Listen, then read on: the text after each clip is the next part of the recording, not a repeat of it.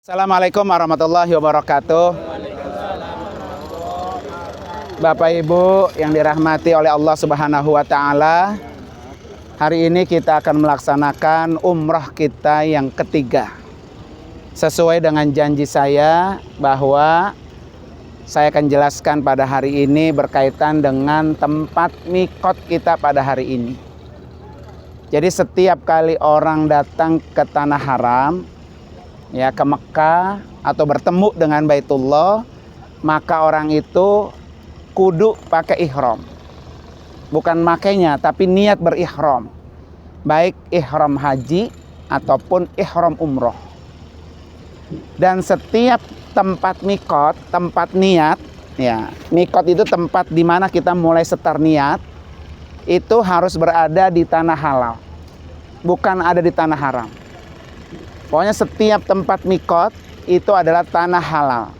Apa bedanya tanah halal dengan tanah haram? Tanah halal itu boleh dihuni oleh muslim atau non muslim.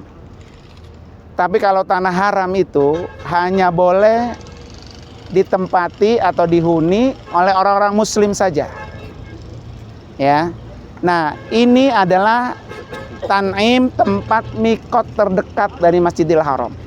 Cuma 7 km. Dan ini adalah tanah halal. Coba Bapak lihat di belakang sana itu ada pelang yang berwarna merah. Ya, ada pelang yang berwarna merah. Itu bacaannya adalah Bidayatu Hududil Haram atau Haram Setar Here. Artinya apa? Bahwa itu adalah batas antara tanah haram dan tanah halal. Jadi setelah garis merah ke sana itu tanah haram. Garis merah ke sini itu tanah halal. Karena setiap niat itu harus berada di tanah halal. Tidak boleh di tanah haram. Nah, kenapa ini menjadi tempat mikot terdekat dengan Masjidil Haram? Karena ketika Rasulullah melaksanakan ibadah haji yang disebut dengan Haji Wada, yaitu tahun 10 Hijriah. Tahun 10 Nabi berhaji. Dan Nabi haji cuma sekali, ya, tidak berulang.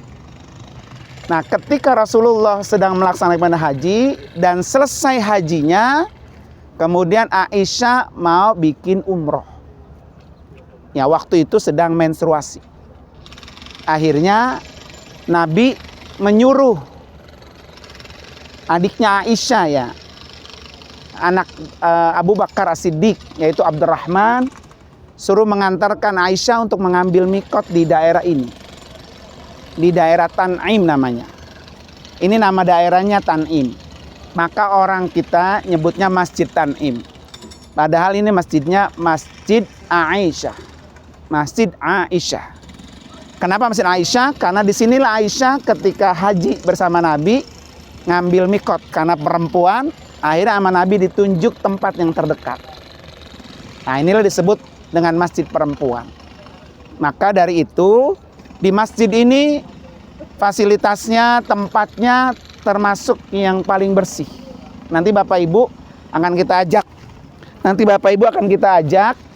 Ke tempat mikot yang lainnya. Tapi mikot di Tan'im ini adalah mikot yang paling bersih. Baik toiletnya ataupun masjidnya, ya. Waktu kami umrah kemarin itu karpetnya masih merah. Nah, pas hajian sekarang karpetnya sudah diganti yang baru. Mungkin karena menyambut para tamu-tamu haji yang datang tahun ini. Nah, oleh karena itu para bapak hadirin sekalian, kita udah kumpul semua di mobil kan? Nah, mari sama-sama siapa yang niatnya untuk badal umroh. Nah, yang mandiri. Yang sendiri, niat sendiri masih ada? Kita enggak niat. Yang niat sendiri masih ada, berarti semuanya badal.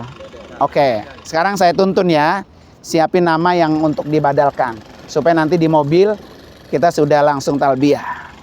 Saya tes dulu pakai lisan. Bismillahirrahmanirrahim. Nawaitu al-umrata wa ahramtu biha almarhum. Nah, silakan sebut. Laki almarhum, perempuan almarhumah. Bin siapa? Bapak Ibu yang tahu. Oke, sekarang di lisan ya, di hati. Silakan nanti Bapak Ibu 1 kali umroh, 1 niat untuk 1 orang. Ya. Bismillahirrahmanirrahim. Nawaitu al-umrata wa ahramtu biha an, silakan sebut.